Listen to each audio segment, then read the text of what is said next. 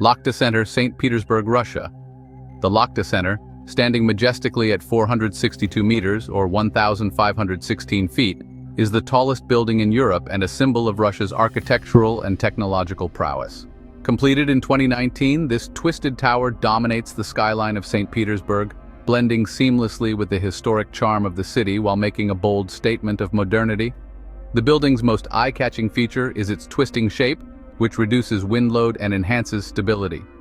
This unique design, combined with its energy-efficient technologies, makes the Lakhta Center an eco-friendly skyscraper.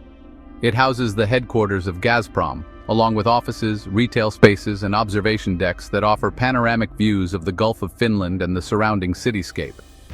Beyond its height, the Lakhta Center is a model of sustainability, using cutting-edge systems for energy conservation and environmental impact reduction. Visitors can experience not only breathtaking views but also innovative exhibitions inside the building, showcasing advancements in architecture, science, and technology. The Lakhta Center is a shining example of how architecture can blend form, function, and environmental consciousness.